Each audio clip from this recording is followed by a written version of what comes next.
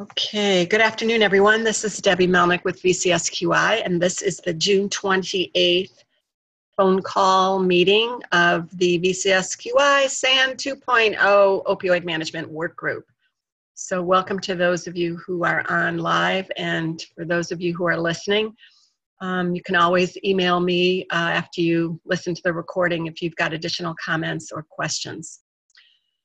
So I was hoping to have a particular speaker today to talk about a protocol they are putting in place at their large organization related to opioid prescribing, but I think it was too last minute, an invite for her to join. So I thought, you know, and again, we'll try and keep these calls to a half hour if the discussion warrants that. Otherwise, we'll keep going. But I thought it might be helpful to just take a look at some of the changes that are happening across the country with laws and practices and policies that are being put in place to help address the opioid crisis. So, as any of you can do, I just started Googling, you know, new laws or changes related to opioids. So you can see my screen, right, everyone? Yes. So I thought I would just highlight a few of them that I came across that might be of use for individuals. This first one, summary of states' actions. This is attachment B of the agenda, or will be minutes. And while this is a company advertising their services, they did do a nice job of sort of putting together some of the changes that are occurring over the states. What I found, though, is that when you click on a state, and they show national resources first, for example, here, Alabama, sometimes, well, see, that one can't be reached. Sometimes you actually are opened up to other links on the site where you might find more recent or actual detailed regulations. So again, just something that you all might find useful as you look at the state where you know, your organization is. The second one is also a vendor, but again, this too has some interesting announcements by state. We don't want to request the demo right now, but many of these highlighted states have recently introduced legislation that either requires electronic prescriptions or, like we've heard before and like CDC recommends, limits the number of days or the dose that can be prescribed. So living in Ohio, I was interested in that Ohio was even listed here. And I know two of you are on from Virginia, and we had a nice presentation about the Virginia changes a couple of quarterly meetings ago. So again, I think the ones that this particular vendor highlighted are all either planning to or have already required electronic prescribing for controlled substances. And in some instances, some of these states are requiring electronic prescribing for everything. So it's kind of a new wave in how meds will be prescribed. Let me close this one out. The Florida law, I know, Miriam, you're located in Jacksonville, right? I think you're on mute. That's okay. And I think some of you, okay, if you've been on this call before, you've heard Steve Dixon from the Orlando Cardiovascular Surgery Group talk about this law. Mm-hmm. Why is it not opening? There we go. So the Florida law is now requiring that the prescriber go to the PGPM website. Right. check for, look up the patient prior to sending any prescription. Right, right. So I know, did I go to the next one? I might have. No, this is Florida, yeah.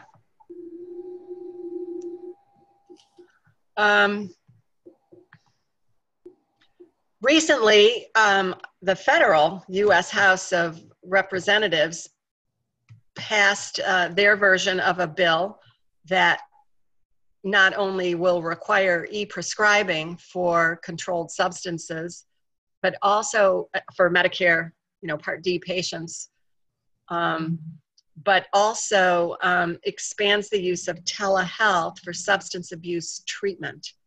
So again, this is just past the House. It'll have to go to the Senate and be signed into as law, but it's an interesting, one of the few things happening in the House that is bipartisan and has agreement from both parties.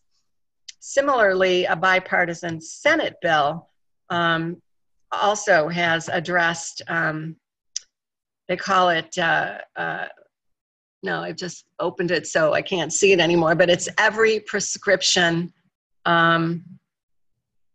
Electronically Submitted, Every Prescription Conveyed Securely Act. Calls for mandating e-prescribing of controlled substances under Medicare Part D starting in 2020. So some good attention coming from Washington. And a new national ad campaign, this one's kind of interesting too. I guess we'll start seeing these on TV before too long. I'm not going to play them all, but I know one, and there was a little preview of it on the Florida link that I opened up, shows the story of a young man from Texas who, I think that's the one that first kind of pops up here, who says in the beginning of this that he tried some OxyContin at some parties, and before he knew it, he was hooked. And in order to get more opioids, he broke his own hand. So this will be a TV commercial.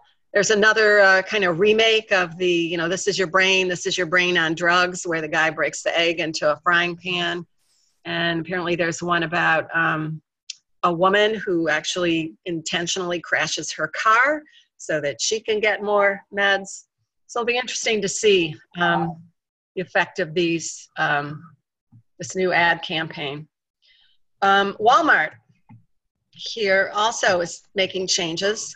Again, calling for e-prescribing, not quite yet, but initially limiting the dose and duration that they will fill in prescriptions.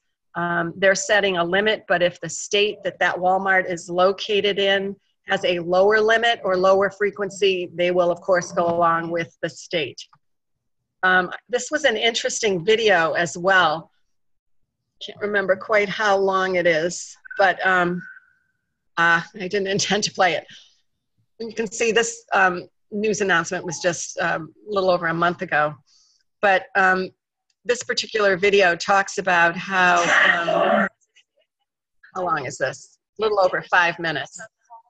How businesses are having trouble finding workers.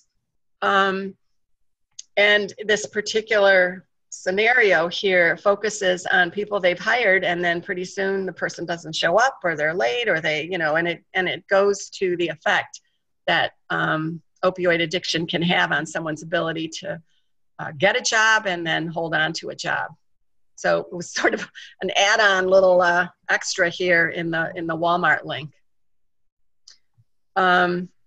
New Michigan laws. There's no one on the phone right now from Michigan, I don't think. Someone else joined, but I'm not sure if that was one of our Michigan people.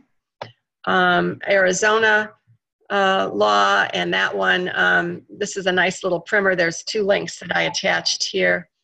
One is the first one is kind of a primer, and the second is more about the e-prescribing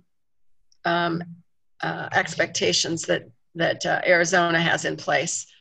So this primer, I attached this link because, again, I thought there was some interesting content in it that might be valuable to any of you who are on. So this does talk about the act that the governor has in place, but and gives some very specific Arizona statistics. But again, you'll see this act is pretty comprehensive with the things that Arizona is intending to do.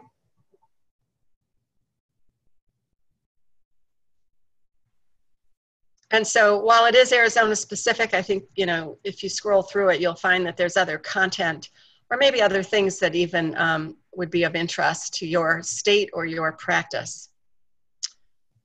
Pennsylvania also planning to revise their prescribing. Ohio. This next one is sort of a throw-in, an ad about how pharmaceutical companies are still encouraging physicians to prescribe their products. And then this last one highlights some resources again as well, like appendix or attachment C has lots of resources, links to resources. So here you can see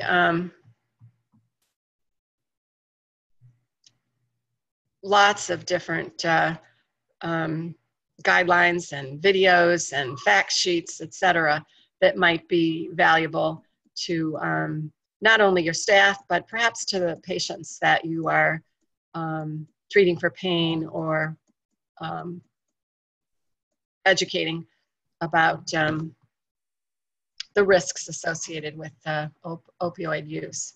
So anyway, I just wanted to highlight some of those things and bring them to your attention. Certainly I don't have every state covered here, but almost every state is doing something.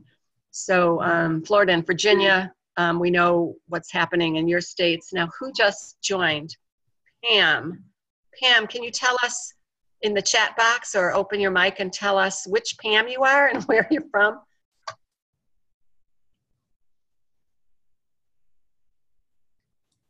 It looks like you're on mute now. Okay, I've unmuted you, but I don't know if you've unmuted you. Okay, well, for those of you who are on, do you have anything you want to share about what's happening in your state at this point and how your practice is trying to stay current with it? I don't have anything to say for Virginia. I know here at Winchester Medical, I follow all of the patients on an outpatient basis after they've left the hospital for their follow-up care. And I am definitely seeing a consistent trend to discharge patients either with no narcotic at all or 10 to 12 tablets. You know, we used to discharge out with anywhere from 30 to 40 tablets just a couple years ago. But at this point, patients are you know, getting very skimpy prescriptions. And, you know, I'm all for appropriate use. I have had, though, some patients say, you know, you're treating me unfairly, you know, I'm in pain and we understand the opioid problem, but you're under treating me. So, you know, we're having some issues with balancing. And Susan, the patients you're following, these are cardiothoracic surgery patients? Yeah, they're all cardiac surgery patients, yeah. Yeah, okay. Beth, how about you? I know you're cardiac surgery as well, correct? Yes, ma'am. Are you seeing the same kind of trend that Susan is describing? We typically here will prescribe for like 2 weeks with narcotics, and then after that they come off. And in some cases, we actually send them home with Ultram, which is non-narcotic, to manage their pain. I've not heard considerable feedback about patients being disgruntled that their pain needs aren't being met. But I know that we're very closely monitoring those things. We don't have tools implemented per se, as far as, you know, who scores what and whether or not they get narcotics in the end. But our mid-levels and our surgeons do a very close review with the patients and get them to open up about, you know, whatever their back history was. If they've got history with, you know, even if it's marijuana, cocaine, whatever.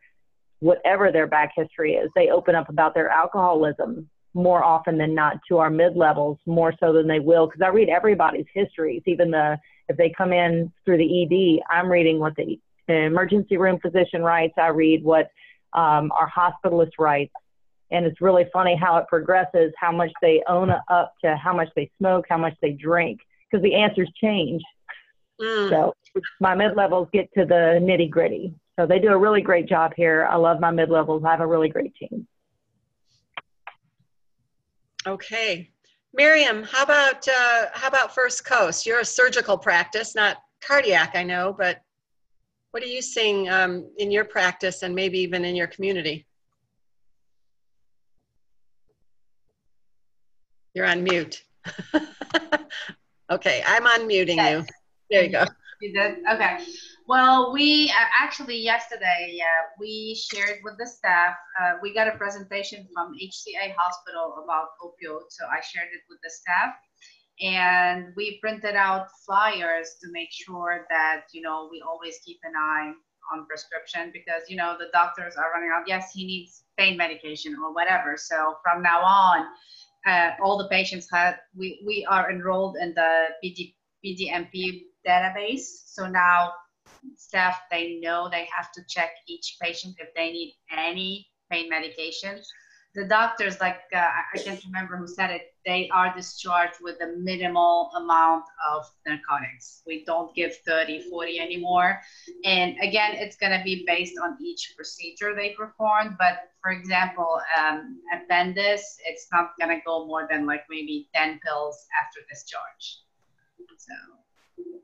And when you say you print out the flyers, are these flyers for the staff, or are they ones that you put in the waiting room for patients? This is for the staff. The patients, actually, we have to talk, it's going to be on a one-on-one basis, because you don't want to offend anyone. So, right.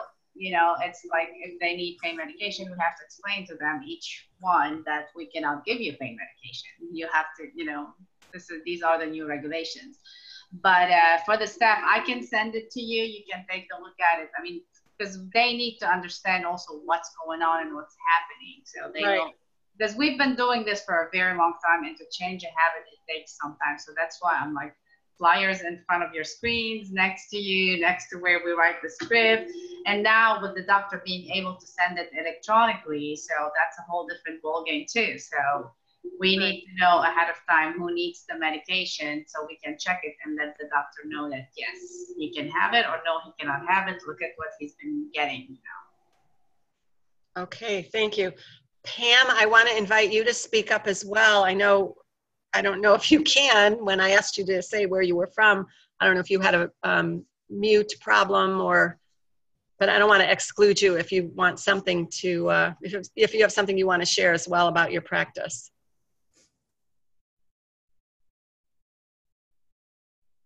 Okay, we can't hear you if you're speaking, but it's okay. So I think, you know, an important point to make about all of these new state regulations that are coming out, and it speaks to the three of you who shared what you're doing for surgical patients.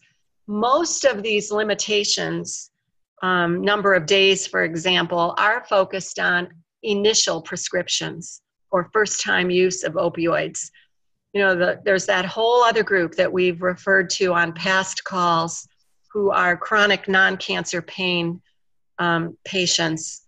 I did come across some terminology in my recent Google search that calls these patients the ones with intractable pain. And so some of these dose limits and duration limits that are being set in new laws do not pertain to those patients. Although, you know, there are new guidelines for many states about how to prescribe for those patients. So they're not ignored in terms of how they should be managed and treated. But this, you know, 5-day limit thing, gosh, for the chronic pain patient, they'd be coming back, you know, every week for a new script. Those tend to be 90-day scripts, as best as I've understood it. Debbie, this is Warner. Just wanted to let you know, Pam, her message is in the chat. She does not have a mic. Aha, okay, I had closed my chat. There, hi Pam. So internal medicine, Illinois, okay. Okay, so does this mean your physicians are not prescribing opioids? And if a non-opiate isn't controlling the pain, they're sent to a specialist? Or are they using some minimum amount and then referring if it's not working? I can't tell, but I think more and more, maybe while you're answering that, more and more we are seeing primary care physicians, internists, not prescribing opioids at all, or trying not to, and more quickly referring patients to pain specialists.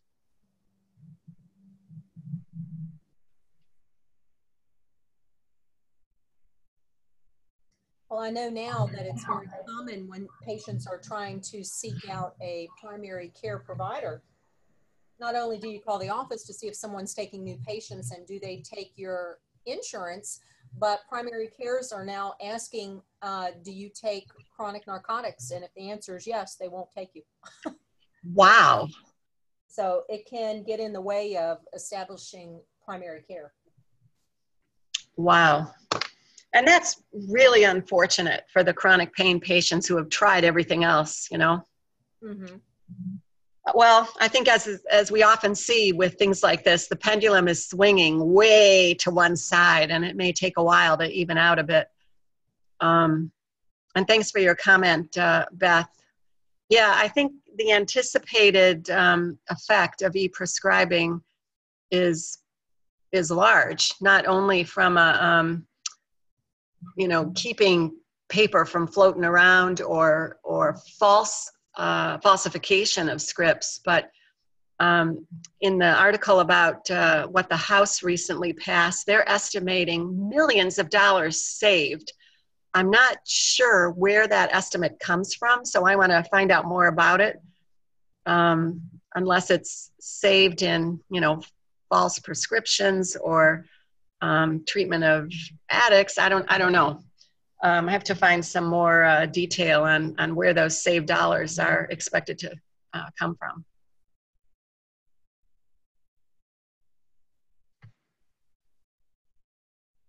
All right, well, there's one other thing I wanted to just bring to everyone's attention, unless there's more discussion to be had on this. And this is, I added it as an agenda item down here. Whoops. It's this new roadmap that CMS put together. Whoops, I don't have it attached to the minutes. It's separate here, and I'll send it out with the minutes. It's a 4-pager. It provides a lot of the statistics up front, and begins to share what CMS's areas of focus are: prevention, treatment, using data to target prevention and treatment efforts. So they've highlighted some successes so far, and then additional activities building on the past successes moving forward. A little more detail then related to prevention and treatment. I don't want to spend the time reading all of this, but I think, you know, I'll send it out with the minutes, which will come out later today or tomorrow. And again, it might be something you want to share or post in your staff meeting room to just draw attention to the fact that CMS is certainly taking a lead on some of these activities. And as always, sources at the bottom here. Including some from Virginia. So this will be, like I said, with the minutes, and you can read through it more carefully and share it with your staff. Any other discussion anyone wants to have? Questions, suggestions for our next call in July? Is it helpful to kind of hear about what's happening in some states and around the nation?